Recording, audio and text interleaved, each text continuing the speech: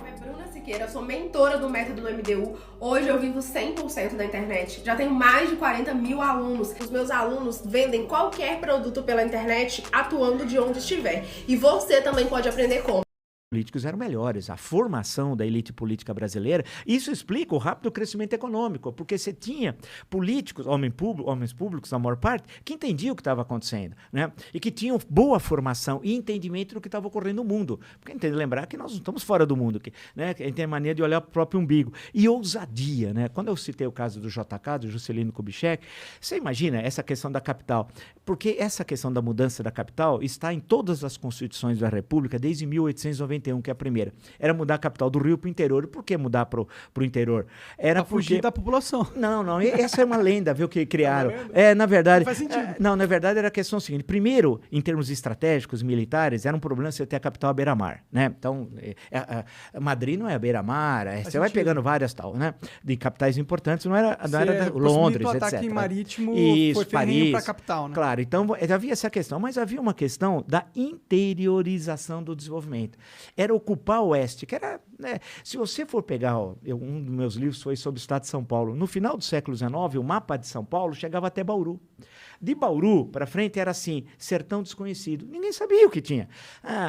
Quando você olha o centro-oeste, então, era mais ainda, precisava ocupar tudo aquilo. Então, a construção de Brasília ali já era uma questão que vinha do final do século XIX, era antiga. Ele cumpre a promessa das constituições. E era essa questão de interiorizar o desenvolvimento.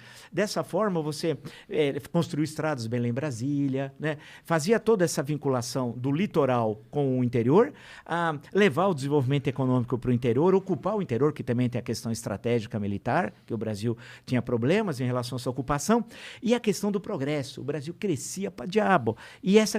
Porque o otimismo não é aquele otimismo babaca, né? Não, era otimismo real, porque o país crescia e precisava ocupar seu território. É tipo, vamos se preparar para um futuro próximo que está vindo aí. Que era o próximo milênio, que é o que nós estamos vivendo. Por isso que a capital, a capital é tão revolucionária. Você pega em termos urbanísticos, é uma cidade que não tem paralelo no mundo, não tem esquina. Brasília não tem esquina. Para nós, a tradição das cidades precisa ter esquina, né? E não tem. Você olha os edifícios públicos, a radicalidade. Parece que, se você olha o Palácio do Planalto, parece que ele paira no ar e tal. E ele inventou, o Niemeyer, que era um gênio da raça, a Praça dos Três Poderes. Ou seja, vai ficar tudo aqui, ó. Um aqui, o Legislativo, o Congresso Nacional, portanto, o Supremo Tribunal Federal e o Palácio do Planalto, né? Isso é uma grande sacada. Você vai nas grandes capitais do mundo, raramente você vai encontrar numa praça, ou quase nunca, os três poderes. E sempre a transparência, porque no Palácio do Planalto é todo envidraçado, não mostrar que o poder é transparente, etc. Tal. Então havia tudo aquilo, e as pessoas melhoravam de vida, concretamente. Um dos meus trabalhos que eu fiz, que eu gosto muito, que é a história da migração nordestina para São Paulo, chama Quando Eu Vim-me Embora, que é uma passagem de uma música, né? Do Caetano Veloso até. E aí, a migração, você pega os romances dos anos 30, que muitas vezes a gente lê na escola, Vidas Secas, o 15, um do Graciliano Ramos, outro da Raquel de Queiroz, todos terminam da mesma forma, migrando para São Paulo. Que era seca. Você está naquela seca do cão, você está lá o semiárido brasileiro é o semiárido mais populoso no mundo, e você não tem futuro, porque você vive numa pequena cidade, que quem manda é o coronel. Se você não fazer o que o coronel quiser, você está frito. Então, as secas sucessivas vai destruindo a infraestrutura econômica, mas mantendo o poder político do coronel.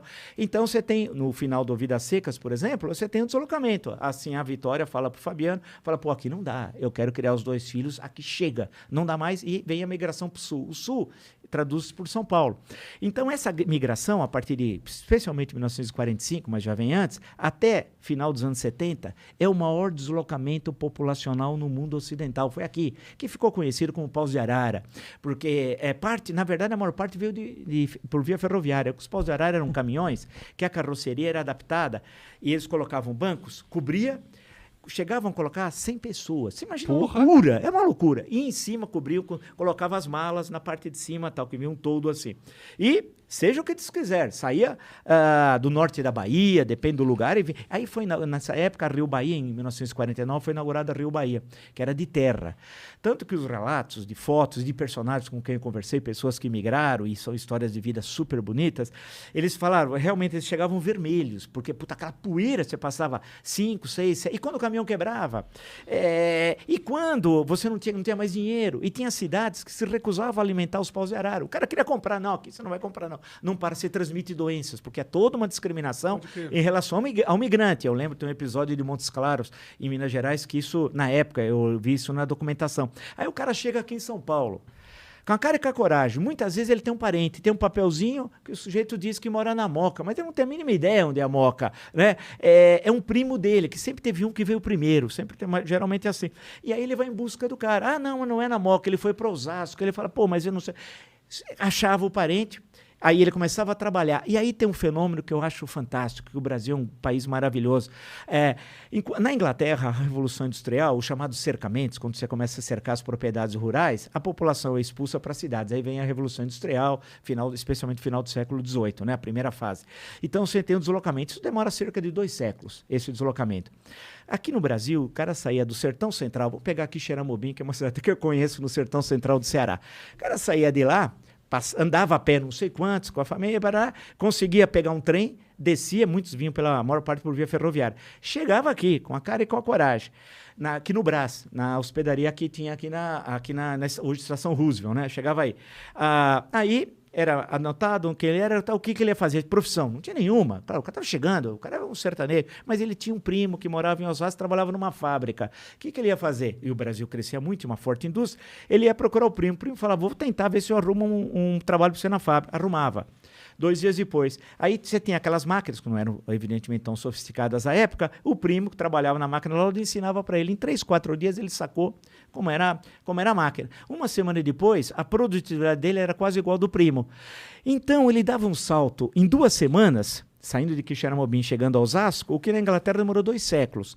E se adaptava a um novo regime de trabalho, e veja a produtividade dele. Ele trabalhava no semiárido, a produtividade era quase 0, e salta para uma indústria. Pô, você tem um salto evolutivo fabuloso.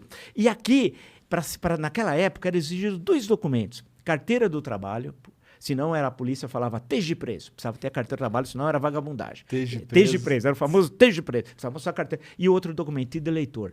Eram os 2 documentos que eram fundamentais. Não era carteira de identidade, isso é a posteriori, como elementos mais importantes. E o título eleitor, veja, a carteira do trabalho, ele ia ser registrado. Você imagina, lá no Ceará, ele nem sabia que era carteira do trabalho. Não sabia que era fábrica, que era registro, que era salário. E ter direitos sociais, porque tinha CLT. Aí falaram para ele que tinha um tal de sindicato. Mas eu não sei quem é o sindicato. É um cara que trabalha aqui? Não, o sindicato é a organização. Se filiava. E aí recebeu o título eleitor. Ele ia poder votar. E votar em quem ele queria.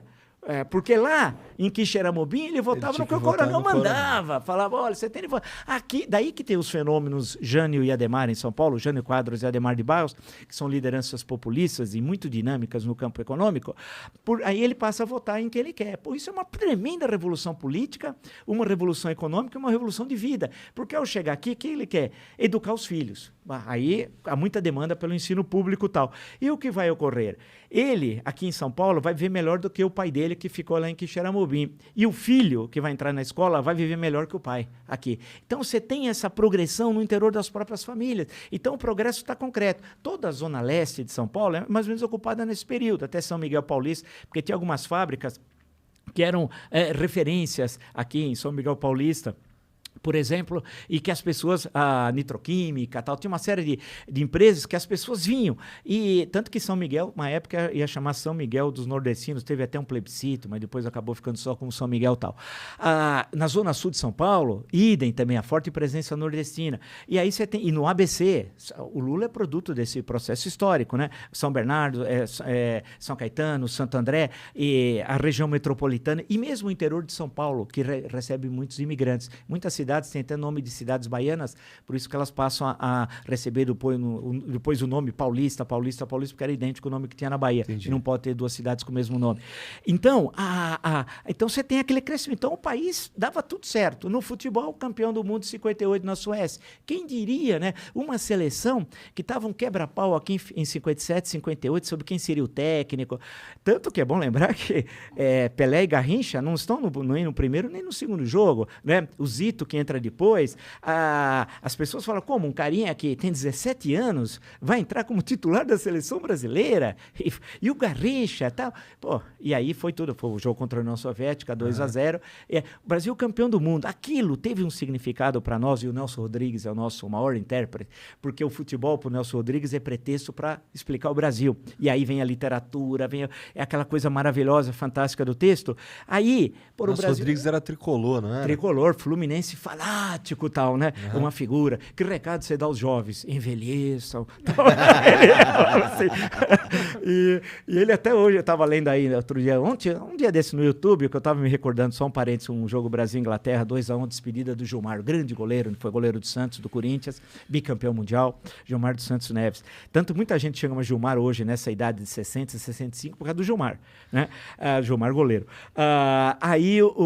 E nesse dia, o Brasil ganha da Inglaterra, que era campeão do mundo, em 69, no Maracanã, com um gol do Tostão, sentado. Ele faz um gol, tal, ficou célebre e tal. E aí eu achei lá no YouTube, aquela coisa maravilhosa, aí fiquei vendo lá os 7, 8 minutos do jogo, que eu lembro quando eu vi quando eu era pequenininho pela televisão, e aí vinha embaixo, tinha uma crônica do Nelson Rodrigues sobre o jogo, que era fantástico. Falei, meu Deus. E aí ele enxergava mal.